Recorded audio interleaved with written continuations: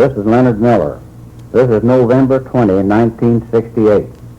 This is a roundtable discussion between the committee appointed to write the history of Butler Lodge number 254, AF and AM, and the Master.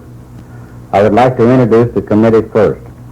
On my left is Brother Buford Padley. Hello, Leonard. On my right is Brother Wendell Park. Hello, Leonard. Directly across the table is our Worshipful Master, Brother Frank E. Davis. Hello, Brother Miller. We will start the questioning with Brother Park, and I would like to ask, how did you like working on this committee? I enjoyed it. I learned several things that were quite a bit of interest. For instance, the number of firsts,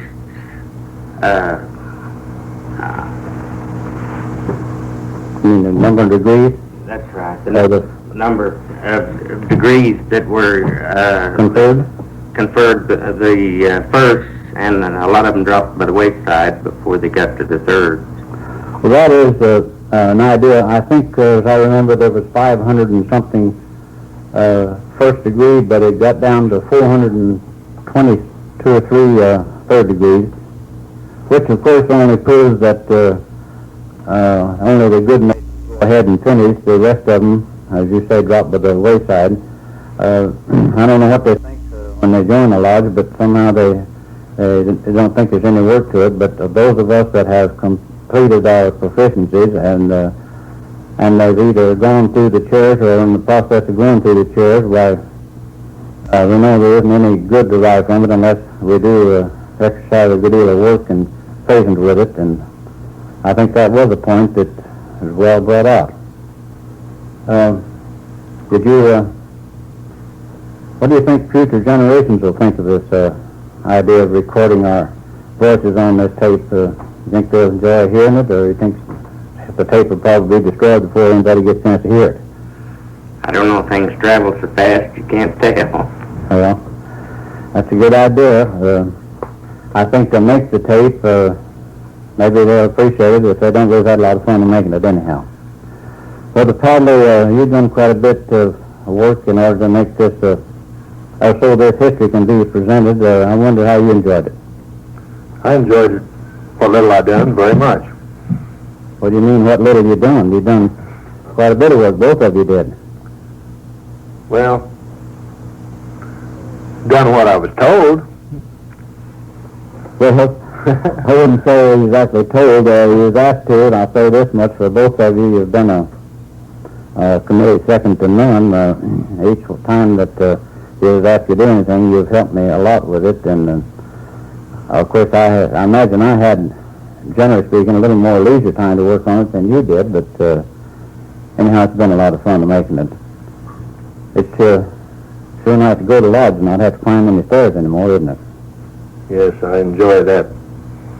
Took a lot of stairs up and down to get moved, so we didn't have to climb stairs, but it's real nice now, and it's real nice for the older members that couldn't climb the stairs. They don't hurt us younger ones either. No, I would say it don't.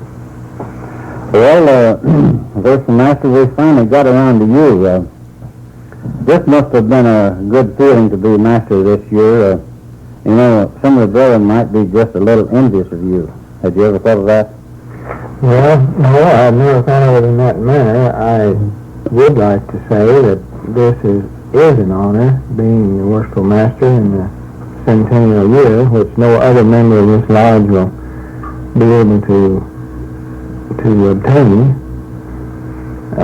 I would also like to take this opportunity to thank this committee for all the work that they have put in, especially you, Brother Miller. I know that you have spent untold hours going through the secretary's books and the minutes to get all of this information together, and I'm looking forward very much to hearing this history and reading it. Well, you know, that's was quite easy because we was blessed with a wonderful set of minutes, with the exception of one or two real small items of not any great importance. You could take the minute book and just see the actions that the lodge went through from 100 years ago on down to the present time, and that's one thing that helps when you have a assignment like this, is to have some minute books to back you up. Yes, I'm sure that that is true.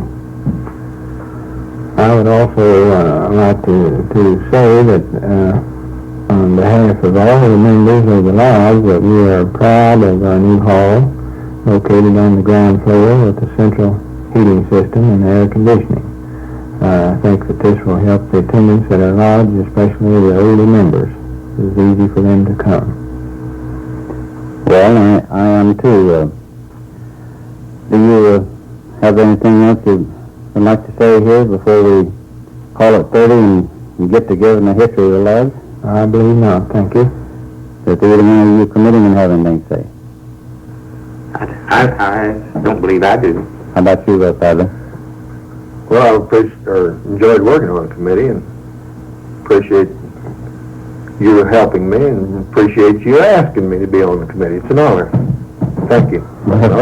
Well, I couldn't have completed the job myself without the help of you two brothers, and of course, as I told the master when he appointed Brother Parks on up here, I said he lives right across the street from me, and I'll between his wife and I, we can get a good deal of work out of him, and so I needed a third one on the committee anyhow. So it's been a lot of fun, and if any of you don't have anything more to say, why we'll just call it 30 here and get right into the history of the lodge. This tape contains the history of Butler Lodge number 254 of Ancient, Free, and Accepted Masons, Butler, Missouri, from the date of institution under dispensation, July the 25th, 1867, to charter date, October 15th, 1868, then for the next 100 years. During the time this history was being prepared, the committee discovered several other organizations which were either closely related to or worked in conjunction with Butler Lodge number 254. With this thought in mind, the committee briefly mentions them. This part of the recording was made November the 21st, 1968, the day before the centennial celebration was held in the hall of Butler Lodge number 254, AF and AM. Your narrator is Leonard C. Miller. To the Worshipful Master, Warden, and Brethren, we, your committee, appointed to write the history of Butler Lodge number 254, AF and AM, wish to thank the following organizations and individuals for their help.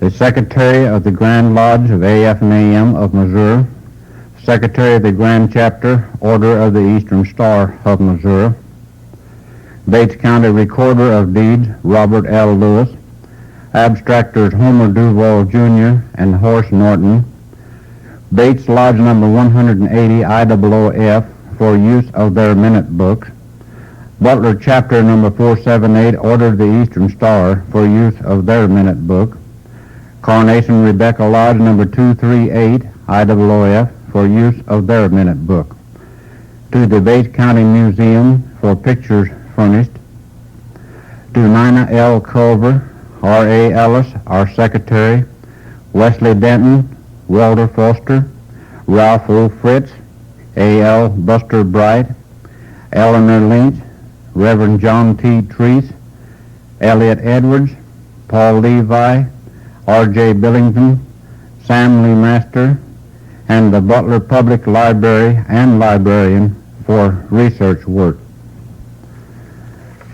Missouri as a state was barely 46 years old, and the war between the states was more than just a memory, when what was to be later known as Butler Lodge number 254 of Ancient, Free, and Accepted Masons was instituted.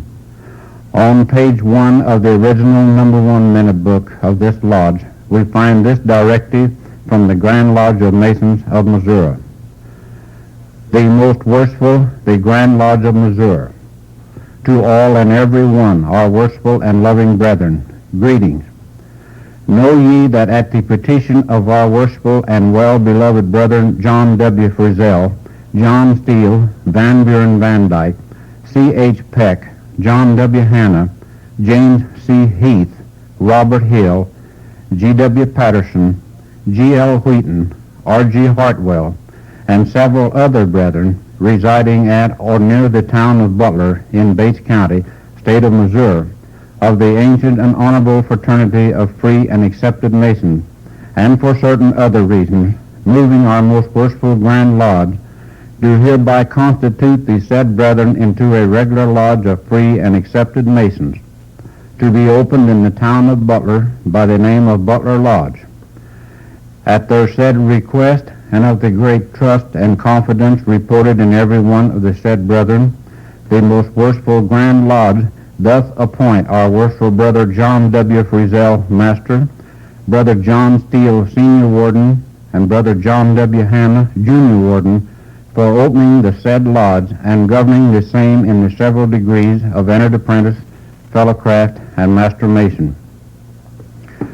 It is required of our friend and brother, the worshipful John W. Frizzell, to take special care that all and every one of the said brethren of your lodge, as well as those hereafter admitted into our body by your lodge, be regularly made Masons, and that they do observe, perform, and keep all the rules and orders contained in our Book of Constitutions, and that the ancient landmarks be strictly attended to, and further, that you cause to be entered in a book kept for that purpose, an account of your proceedings with a list of those initiated, passed, and raised, or otherwise managed, and transmit a copy of the same with this letter of dispensation to our most worshipful Grand Lodge at our annual communication, for it expires by limitation on the first day of the session. Given at St. Louis under my hand and seal of the most worshipful Grand Lodge, by order this first day of July, our Lord 5867, A.D. 1867. Signed by George Frank Gooley, Grand Secretary. Issued by order of Reverend John B. Vinsel, Grand Master of Masons of the state of Missouri. Also, just preceding page 1 in this same minute book may be found this handwritten note. Kansas City, July the 18th, 1867. I hereby appoint Brother Samuel Wade as my proxy to open Bates Lodge UD at Butler in Bates County and set them regularly to work. Signed, G.W. Tyndall, District Deputy Grand Master of the 13th District. There seems to have been some difference of opinion as to whether our lodge would have been known as Bates Lodge or Butler Lodge, but it was officially instituted as Butler Lodge. The minutes of the proceedings at the institution of Butler Lodge UD in their lodge room in the town of Butler, Bates County, Missouri, July the 25th, 1867, were as follows. The brethren named in the letter of dispensation granted by the most worshipful Grand Master of the Grand Lodge of the state of Missouri met at their lodge room in Butler on the 25th day of July, 1967 at 7 p.m. And the lodge was duly opened, and the brethren regularly set to work by Past Master Samuel Wade, acting as proxy for District Deputy Grand Master George W. Tyndall. The following list of officers were installed in due form. John W. Frizzell, Worshipful Master. John Steele, Senior Warden. John W. Hanna, Junior Warden. Van Buren Van Dyke, Secretary. John C. Heath, Treasurer. Charles Peck, Senior Deacon. R. G. Hartwell, Junior Deacon. G. L. Wheaton, Tyler. G. W. Patterson, First Steward. Robert Hill, Second Steward. There was no chaplain installed. For the government of the lodge, a code of bylaws having been proposed was read by the Secretary and unanimously adopted. There being no further business, the lodge adjourned to meet at its next regular communication on August the 10th, 1867. The first home of Butler Lodge UD, AF, and AM was located at number 4 West Ohio Street, or where the J.C. Penney store is today, at the corner of Main and Ohio Street. The first floor was used by the Hannah and Miniature Store. The second floor was hardly suitable for a lodge hall, but in due time, shades were procured for the windows and sawdust for the floor. Rent was $2.50 per meeting.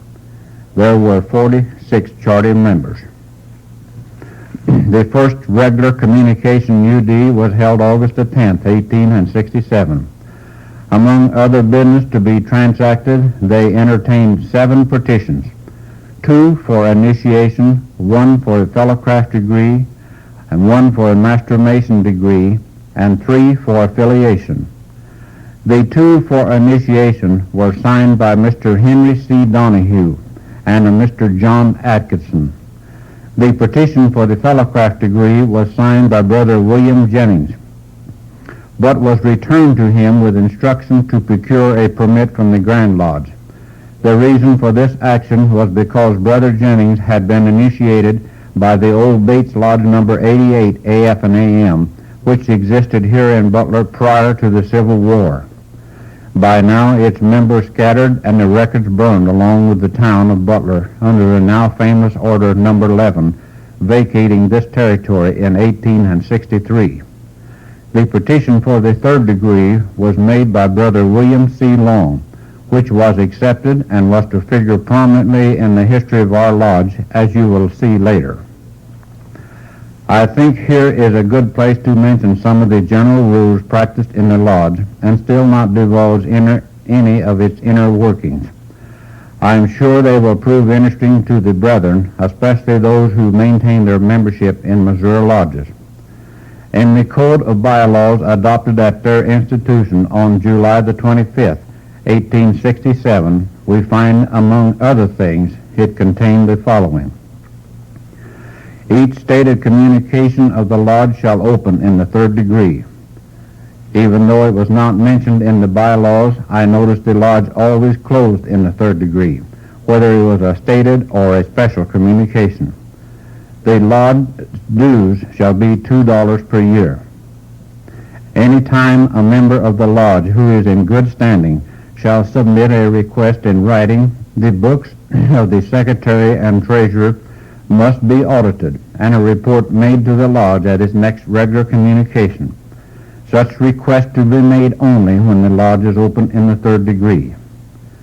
Each master shall appoint a committee of 3 to defend the petition of a man who petitions this lodge for initiation, or any brother who petitions for advancement or affiliation.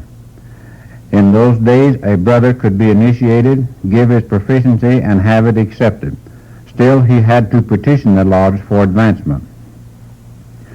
The lodge may prefer charges against a brother if his dues are not paid, only if the brother has failed to appear before the lodge showing why his dues are not paid. If a brother should be dropped for non-payment of dues, the secretary shall notify the other lodges in the district of his suspension, giving a description of the brother, and ask that he be notified should the brother present himself for admission into any regular chartered lodge. Since there were many clandestine members those days, it was necessary to use every precaution to prevent impostors gaining admission to the lodge. Another thing which seemed odd, even though there was no mention of it in the bylaws, was the fact that for the first 50 years, the various secretaries rarely ever used the word lodge in their minutes. Instead, they would make a rectangular drawing in the place of the word lodge, which represented the lodge room. Kerosene lamps were the only lights they had, and a coal stove provided the heat. You'll remember this was before electricity was available for lighting and heating. Many years was to pass before natural gas would come to Butler. On September the 7th, 1867, this young lodge held its second stated communication, UD, which in some respects was rather a historic meeting, because the petition of Henry C. Donahue was accepted, and he became the first candidate for initiation. The petition of William Jennings, accompanied by a certificate from the Grand Secretary showing he had been initiated and entered apprentice in Bates Lodge No. 88 AF and AM here in Butler, was accepted. Up to now there had been no mention of funds, but the following accounts were allowed. The Secretary's books, $3.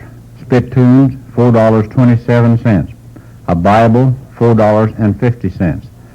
John W. Hanna, expense to Harrisonville for School of Instruction, $5. A total of $16.77.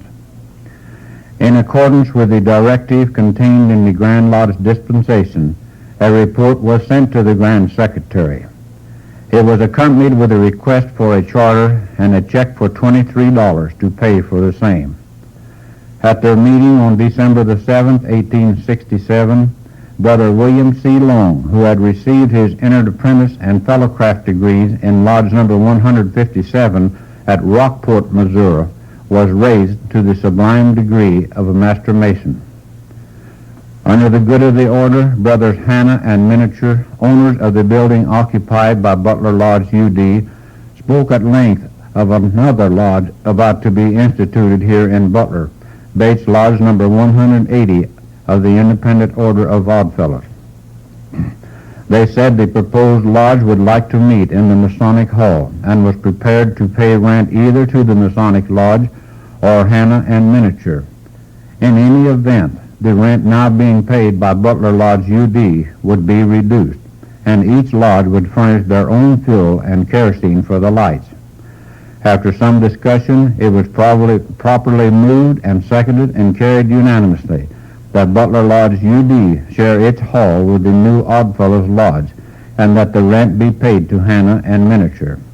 The Master appointed a committee to confer with the prospective members of the new lodge and offer any assistance this lodge could render them. So on January the 6th, 1868, Butler Lodge No. 180 IOOF was instituted in the hall of Butler Lodge UD AF and AM. This was the beginning of a long and continuous friendship which has lasted over 100 years. Even though Brother Henry C. Donahue did not receive the distinction of being the first candidate raised in Butler Lodge UD, Brother Long's life as a Master Mason was rather short. A special meeting was called February the 7th, 1868, for the purpose of conducting the funeral service for their departed brother, William C. Long. According to the minutes, the lodge proceeded to the home of our departed brother where the funeral was held. There, too, was his Oddfellow brothers from Bates Lodge 180 IOOF.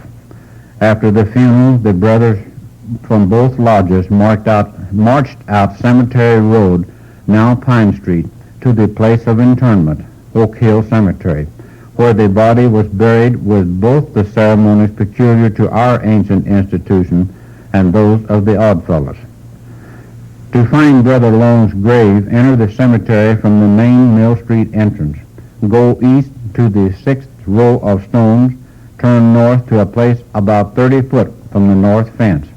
It's a small stone with only the 3 lengths of the Oddfellow organizations on the stone.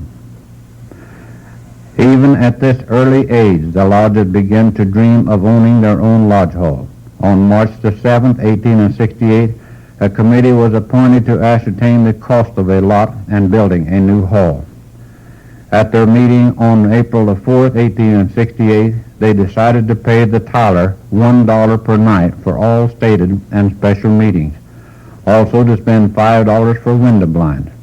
Brother Henry C. Donahue was raised to the sublime degree of a Master Mason, and the Master appointed what was called a permanent committee to examine visiting brethren. By May 1868, they were getting pretty well situated. They paid Hanna and Miniature $50.95 for rent of the lodge room and furnishings, and a Brother Meadow $1.50 for hauling sawdust for the floors. All they needed was a charter. At the May 31st, 1868 meeting, the petition of Mr. O.D. Austin came up for consideration. Mr. Austin was the father of Mrs. Carl Henry of this city and perhaps the only person in this community who was present at Ford's Theater the night Abraham Lincoln was assassinated. Later, he would be our secretary for many years. At this same meeting appeared the first bill for refreshments, $5.65. Also, for the first time, the minutes revealed anything about appropriating money to relieve the distress. A Brother Aaron Hart was refunded $2 for groceries he had furnished some poor person. The master appointed a committee to sit at the bedside of a distressed worthy brethren by the name of Clinton Wheaton, and at the same time to ascertain his needs, if any.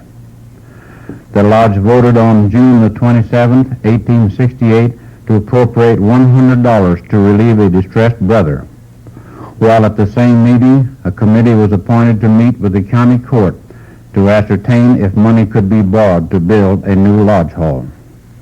At their regular meeting on August the 1st, 1868, the committee appointed to collect information concerning the building of a new lodge hall reported that a lot and building would cost $3,000, so they felt they would need some time to think about this. On August the 29th, 1868, the secretary was authorized to buy jewels and regalia for the lodge, but the cost not to exceed $50.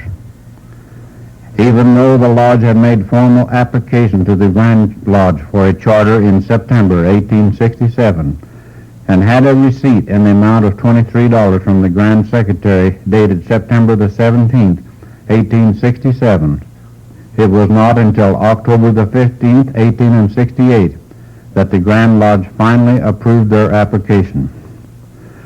On November the 3rd, 1868, Butler Lodge UD met and had just opened when District Deputy Grand Master H.M. Given from Harrisonville announced his presence at the door.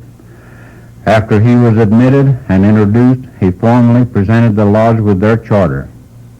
Brother Given informed the brethren that hereafter and until further notice, their lodge would be known and recognized as Butler Lodge number 254 AF and AM of Butler, Missouri. And so it has remained for 100 years. They celebrated the occasion by promptly having election of officers. Dr. A.S. Martin was the first master to serve under charter.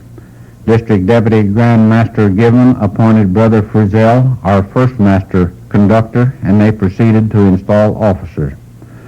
On December the 26th, 1868, the lodge decided they were not yet in a position financially to build a new hall. So a committee was appointed to complete and reduce to writing a contract to rent the hall for another year. At their meeting on January the 23rd, 1869, the lodge voted to change their bylaws governing their meeting night. The new meeting night would be Saturday night on or before full moon, so the brethren could see how to get home. Remember, this was in the days before electric lights. Also, the secretary was authorized to purchase a suitable desk and chair for his use, and I imagine we still have the desk out in the anteroom. Then the lodge voted to have a festival and ball on February the 22nd, 1869, to celebrate St. John's Day and George Washington's birthday, a custom still practiced today, only we have a banquet and usually have degree work. They called a special meeting on January the 28th, 1869, and the purpose was threefold. First, they conferred the Master Mason degree. Second, they proceeded to discuss the upcoming festival and ball.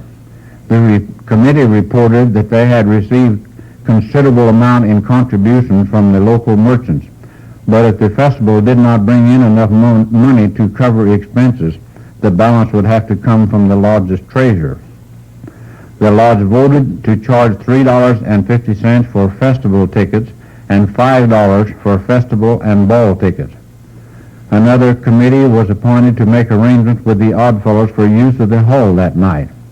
The master instructed his committee to remove all sawdust from the hall floor so it would be suitable for dancing. Then a reception committee was appointed.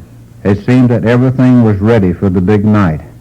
and three brothers from Altona, Brother H.E. Riggs, W.M. Tucker, and Oscar Reeder, presented themselves, asked to be examined in the order that they could receive a recommendation from Butler Lodge 254 to the Grand Lodge to obtain a dispensation to organize a new lodge at Altona, Bates County, Missouri, later to be known as Altona Lodge number 315. They were examined and found proficient in their work, so a recommendation from Butler Lodge 254 was sent to the Grand Lodge. But on February the 8th, 1869, another special meeting was called to further discuss the festival and ball, and finally they voted to postpone the celebration indefinitely. Instead, try to perfect the organization known as Butler Lodge number 254, and petitioned the Grand Master to send someone to Butler to hold a school of instruction, that the brethren might be more proficient in their degree work. So about all they accomplished at the previous meetings was to confer the third degree and make the recommendation to the Grand Lodge for the brethren from Altona. On February the 20th, 1869, a committee was appointed to meet with the county court relative to leasing the third floor of the new courthouse. We pause here to turn the tape over. Run until the tape stops and then turn it over.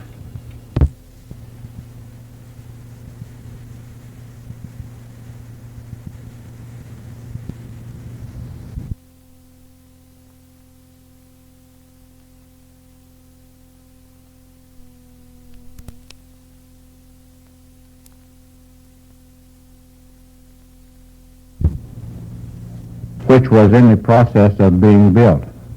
That was the courthouse before the present one. But the committee informed the lodge at a later meeting that the county court did not anticipate building a third floor on the courthouse. On July the 6th, 1869, a special meeting was called for the purpose of making preparations to lay the cornerstone at the then new courthouse here in Butler. The lodge purchased 3 silver vessels and a metal box to be cemented into the wall. In each vessel, they put money of different denominations. A speaker's platform had to be built. The services of an engine and crane to lift the heavy stone into place was provided. The cornerstone laying ceremony was performed on July the 15th, 1869. Music was furnished by the Butler Band.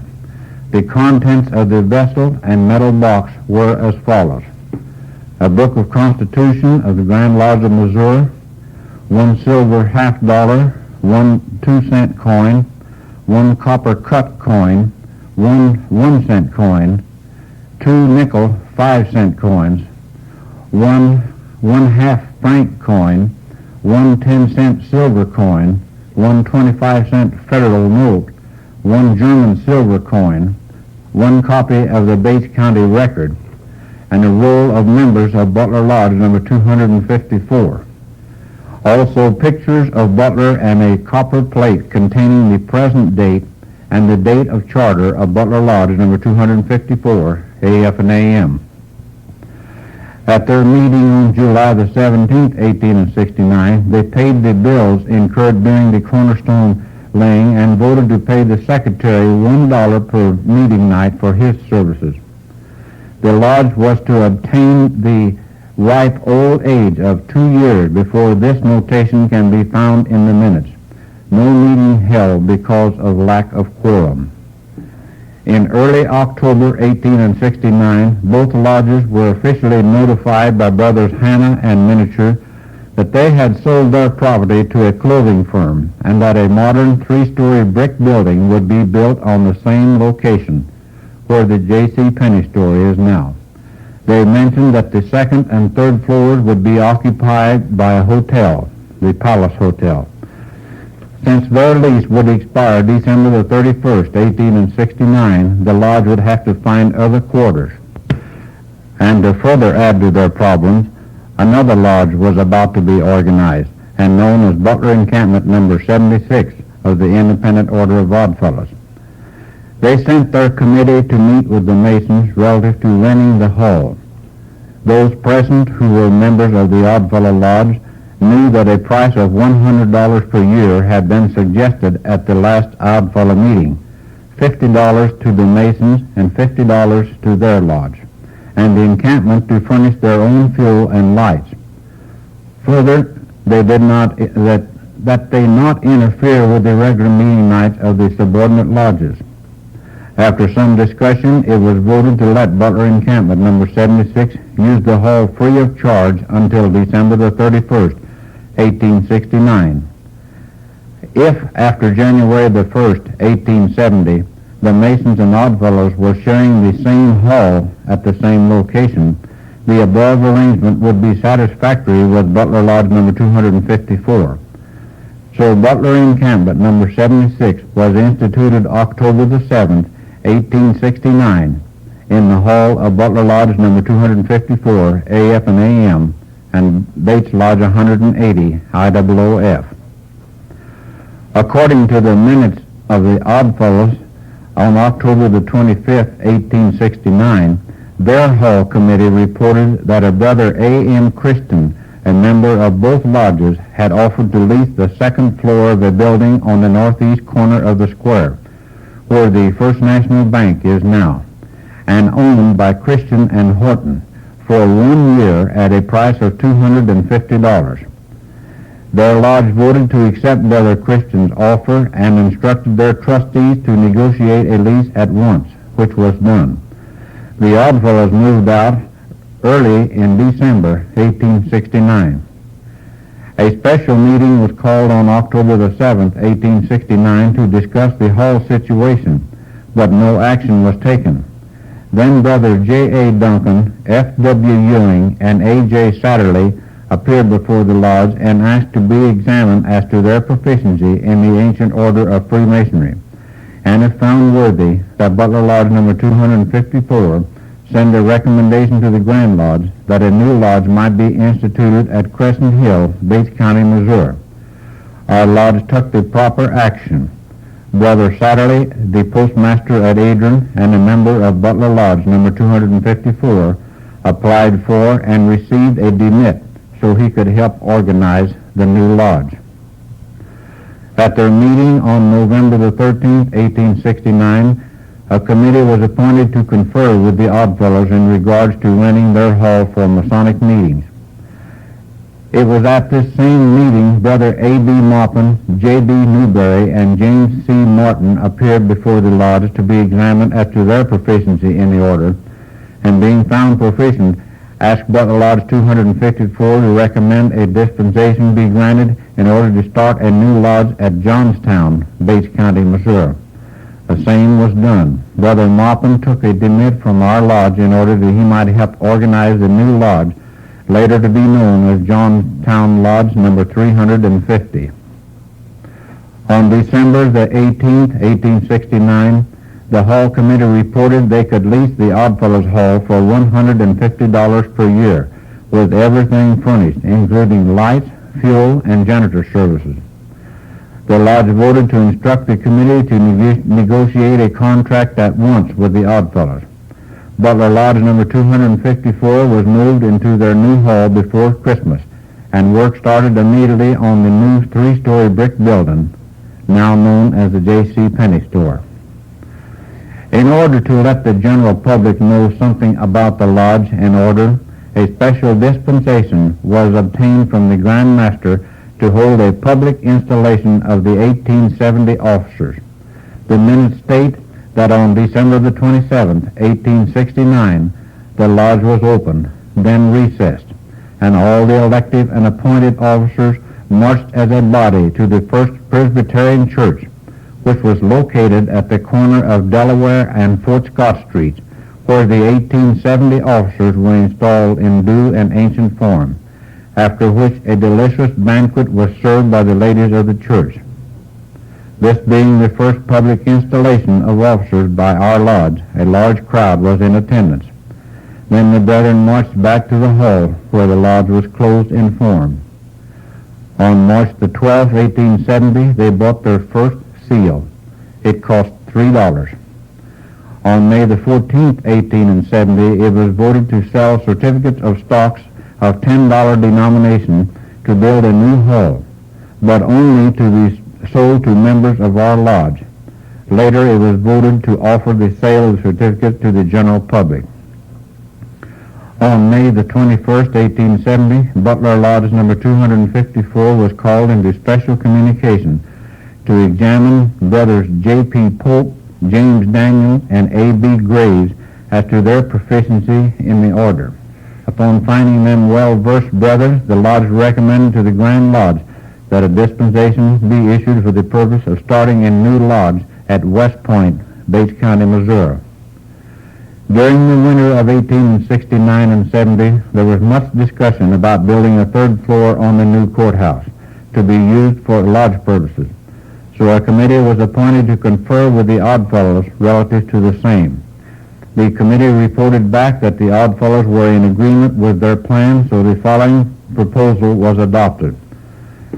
The committee from Butler Lodge number 254 and the trustees of Bates Lodge 180 IOOF were instructed to enter into a contract with the county court and J.B. Tinkenblaw, the contractor, to build a third story on the courthouse for $3,000. After the courthouse was completed, the lodges would set up a lease arrangement where they could use up their investments of money in the form of rent. Since Butler Lodge number 254 had voted on May the 14th to sell certificates of stock and had actually sold several already, the money would be kept in a special account and added to until they had raised $1,500, which was our part of the contract. Of course, the Oddfellows had a like contract. The certificates sold to members of Butler Lodge number 254 were to be redeemed as the lodge could spare the money or accepted in payment of dues. Those purchased by the general public would bear 4% interest and mature in 5 years. In early September 1871, both lodges moved into their new hall above the courtroom. On September the 12th, 1871, a session of the Grand Lodge of Missouri Masons was held in the hall for the purpose of dedication. A few days later, a similar session of the Oddfellows Grand Lodge was held in the same hall for the same purpose. Judging from the minutes, it must have been an elaborate affair for both lodges. The minutes of Butler Lodge number 254 state that on the day of dedication by the Masonic Grand Lodge, the 5 walnut chairs and filing case still in use were installed. This was really an up-to-date hall with a carpet on the floor instead of sawdust and 2 kerosene chandeliers for lights. The carpet was reported to have cost the sum of $77.26, which was shared by both lodges. The master instructed the tiler to put up a sign in the anteroom to instruct the brethren to clean their feet before entering the lodge room. On January the 20th, 1872, a motion was made and carried that masters, past, present, and future, furnish without charge to the lodge photographs of themselves so that they may be appropriately displayed. Since Butler Lodge number 254 AF and AM and Bates Lodge 180 IOOF were meeting in the same hall, Butler Encampment number 76 of the Oddfellow organization was still using it too as per agreement back in October 1869. Now there was talk of a Royal Arch chapter of Masons being instituted here in Butler. Before institution, they requested use of the hall too. Consequently, they were offered the hall at the same rent and under the same conditions as Butler Encampment number 76 was. So Miami Chapter, UD, was instituted on June the 15th, 1872. Were chartered as Miami Chapter number 76, Royal Arch Masons. Now we had 4 organizations meeting in the same hall. Butler Lodge 254 also had 106 members. But harmony did not always prevail. The liquor traffic was being discussed and discouraged. The master appointed a committee to investigate as to whether the lodge could take disciplinary action against those members dealing in liquor. But the committee, unable to agree among themselves, was dismissed. It was decided to consult the Grand Lodge Code of Laws for their guidance. The debt of the lodge for the new hall and equipment kept the lodge treasurer drained, and some of the brethren became discouraged. At about this same time, the Grand Lodge of Missouri was in financial difficulties and sent a communication to all subordinate lodges asking for a small loan. Our Worshipful Master Brother F.V. Holloway personally answered the Grand Master's letter and stated that owing to the financial condition of Butler Lodge number 254, we would be unable at this time to grant their request for a loan. It seems that the Grand Lodge wanted to purchase a building in St. Louis, which would eventually become the home of the Grand Lodge. The Grand Master asked that each lodge in the state take a vote on the proposed purchase of the building, send the Grand Secretary the result of the ballot. This lodge voted 5 to 23 against the purchase, but statewide it carried. During the winter of 1873 and 74, a new lodge, known as Triangle Lodge number 479 AF and AM, was instituted here in Butler. In later years, this number would be assigned to the Rich Hill Lodge. Triangle Lodge number 479 was chartered on October the 15th, 1874, with about 20 members, former members of Butler Lodge number 254. The new lodge enjoyed a very nice increase in membership by initiating men who had previously been rejected by Butler Lodge number 254 and elsewhere. While this lodge was still in operation under a dispensation, it made an application to Butler Lodge number 254 and Bates Lodge number 180 Idaho F to rent their hall. So on January the 3rd, 1874, the committees of all three lodges met, and it was agreed to rent the hall for $75 per year and furnish the fuel for heat and kerosene for the lights. The minutes on that same date state that in the opinion of the brethren, the new lodge was not here to stay, and if we would work with them for a short time, the new would wear off and they would become extinct. Now 5 organizations were meeting in the same hall, and Butler Lodge 254 was down to 80 members. The thinking of the brethren of Butler Lodge number 254 was right, because the life of Triangle Lodge number 479 was short, from 1874 to 1880. There were times when the new lodge was 2 years back with their rent. Still, they were never denied use of the hall. When Triangle Lodge number 479 surrendered their charter, Butler Lodge number 254 acquired some of their regalia, and a number of its members joined our lodge by demits. Evidently they had buried the hatchet, or possibly the financial panic of 1873 had something to do with it. Still, the two lodges had worked together, such as conducting funerals, celebrating St. John's Day, and many other activities. The year of 1874 was a repetition of 1873. Times were becoming hard and money scarce.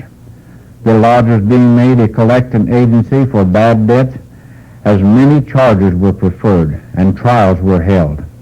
One secretary gave it as his opinion that there was an undercurrent working to the detriment of the lodge. It may have been political strife, religion, or temperance movement, or the revival of the strife that caused the Civil War.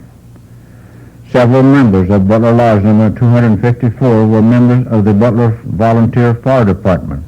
The minutes of April the 4th, 1874 state that during the course of their meeting, the fire alarm sounded, and the lodge was adjourned without form, so that the firefighters could perform their respective duties. But it turned out to be a false alarm. In those days, it was the custom to have what was called the Grand Masonic Picnic here in Butler each year.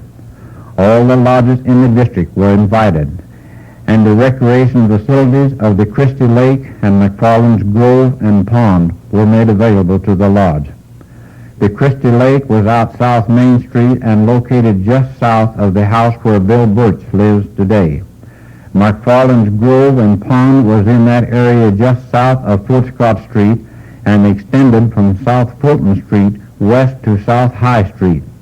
Vine Street today runs through the center of what was McFarland's Grove. The first Grand Masonic Picnic was held on June the 24th, 1874, and was well attended. On January the 16th, 1875, Butler Lodge No. 254 issued several demits to various members of the lodge and helped to obtain a dispensation from the Grand Lodge to institute a new lodge at Pleasant Gap, Bates County, Missouri. School of instructions were held several times a year over the district, but when they were held here in Butler, the lodge would contact the various hotels, such as the Palace Hotel, the Green Brothers Hotel, the Pickett House, the Laclede Hotel, and the Southern Hotel, trying to get reduced rates for the visiting brethren. On July the 14th, 1877, a committee was appointed to make arrangements for laying the cornerstone at the Butler Academy. However, the academy itself was not completed until the early 1880s. According to the abstractors and the recorder of deeds office, the Butler Academy occupied all of Block 15 of the extension to Williams' first edition. Block 15 is bounded on the north by Mill Street, on the east by Water Street, on the south by College Street, and on the west by Maple Street. That would locate it across the street from the old Butler City Hospital, or the Bethel Rest Home as it's known today, and the old Dr. Zy property where Robert Henry lives today. In November 1877, there was some talk about establishing a commandery here in Butler, so they made arrangements to rent the hall. Greeley Commandery No. 30 was instituted on March the 8th, 1878. However, in later years they surrendered their charter. Past Grand Master F.J. Tigard was instrumental in starting Greeley Commandery No. 30. On June the 1st, 1878, Butler Lodge No. 254 examined several brethren who proposed to establish a lodge at New Home, Bates County, Missouri. That was in the vicinity of where Nyhart is today. Our lodge recommended that dispensation be granted by the Grand Lodge to start a new lodge at New Home. By now, Butler Lodge 254 had a membership of 100. During the latter part of 1878, yellow fever was the most dreaded disease. On September the 7th, 1878, Butler Lodge 254 sent the Grand Secretary a check for $50 to be used for the benefit of yellow fever sufferers.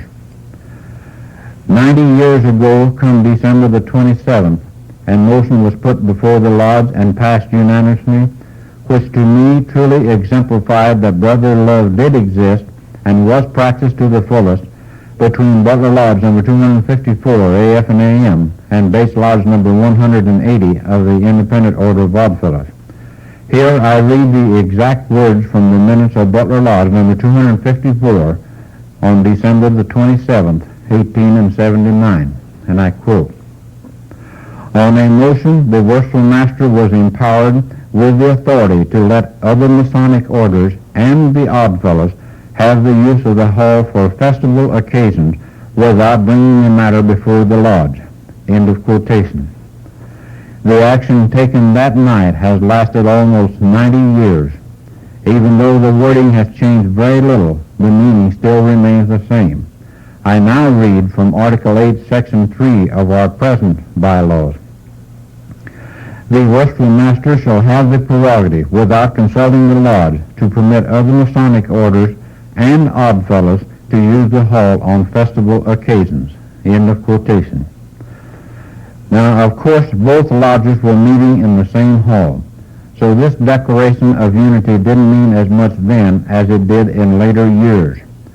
The fact that our lodge has seen fit to make this resolution a permanent part of our bylaws, even today, certainly leaves no doubt as to the relationship between the two lodges. I have no way of knowing whether the Oddfellows have a similar provision in their bylaws, but I do know down through the years our lodge has used their hall many times. Early in 1879, the lodge felt that they should have some kind of musical instrument to use in opening and closing the lodge, as well as doing degree work. First, they became interested in a new patented machine called Needham's musical cabinet. This instrument was approximately 6 feet square. It had strings like a piano. In the back was a large round metal disc about 3 feet in diameter, which was rotated by a spring-driven motor, like the first phonograph. As it turned, it would actuate small metal fingers, which in turn would pick the strings. The sound effect resembled the modern-day harpsichord. So a committee was appointed to contact the manufacturer in St. Louis and ascertain if it could be sent on trial basis. After some delay, the instrument arrived, and the lodge played it for about 30 days. Both the Royal Lodge chapter and the commandery voted to donate $15 each towards purchase of the instrument. But the committee made their report on April the 12th, 1879, as follows. After a thorough investigation of the merits of the instrument, we have come to the conclusion that it is unreliable and unfit for lodge purposes. End of quote. So it was sent back to St. Louis, the lodge paying the freight both ways, which was $4. Things seemed to be going along pretty good, but the brethren still had their hearts set on buying some kind of a musical instrument. So the committees were appointed at Butler Lodge No. 254, IWF Lodge No. 180, Royal Lodge Chapter 76, and Butler Encampment 76, Triangle Lodge No. 479, and the commandery, Greeley Commandery No. 30, to investigate the possibility of purchasing a reed organ. Of course, that was the old-time pump organ. The committee reported back that to their respective lodges, but by the time it was decided to buy one, Triangle Lodge No. 479 had surrendered its charter. So the rest went ahead and bought one.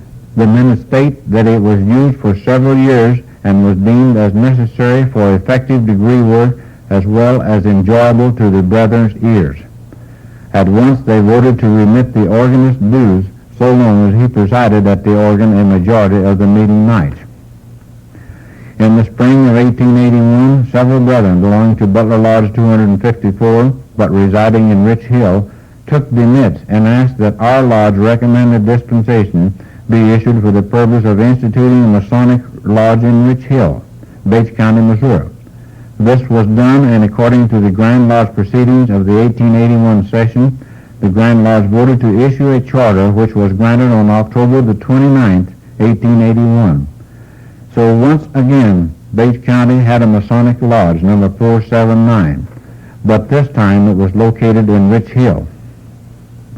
It was also in 1881 that a privately owned electric light plant was built in Butler and furnished street lights and lights atop the courthouse.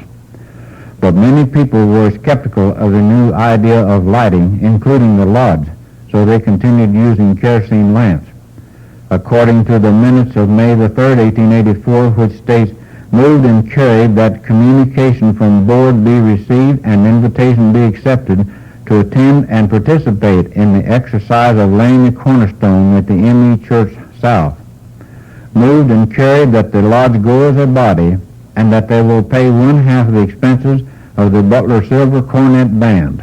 End of quotation. The Butler Centennial book describes the location of the church as being at the southwest corner of Ohio and North Havana Street, which of course is where the present Ohio Street Methodist Church is today.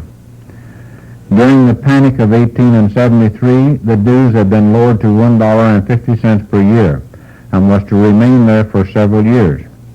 Apparently by November 1885, the lodge membership had grown to 122 members because on the night of November the 7th, 1885, the lodge voted to join the newly formed General Masonic Association of the United States and the Dominion of Canada.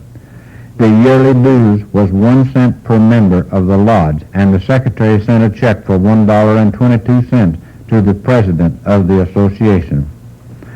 On March the 21st, 1886, the secretary read a circular from the committee appointed by the Grand Lodge to investigate the practicability of establishing a Masonic home in St. Louis for our aged brethren, their widows, and orphans.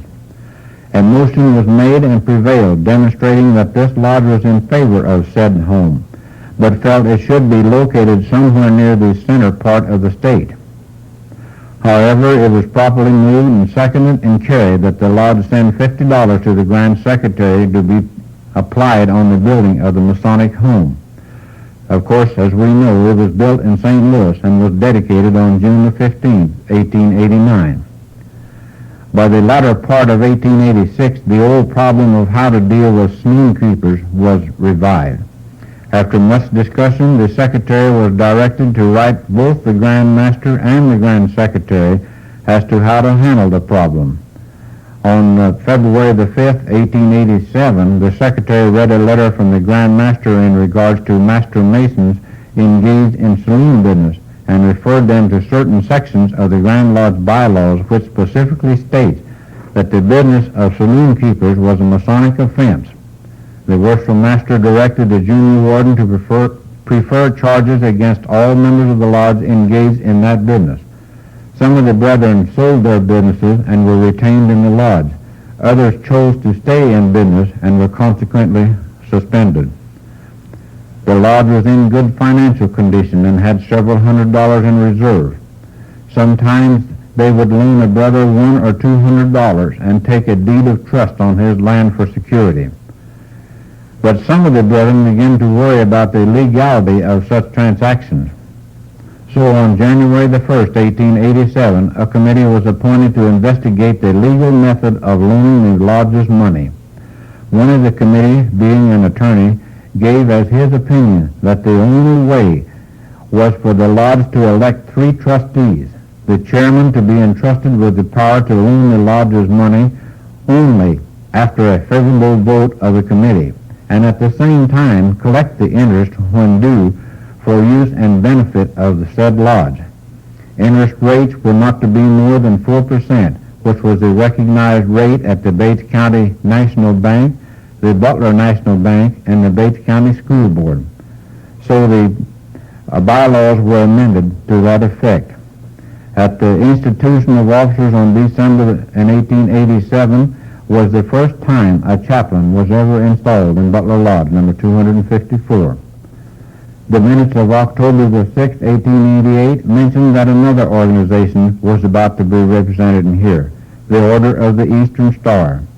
Being so closely related to the Masonic Order, Butler Lodge 254 voted that if an Eastern Star chapter should be instituted here, our hall would be available to said chapter for the sum of $5 per year.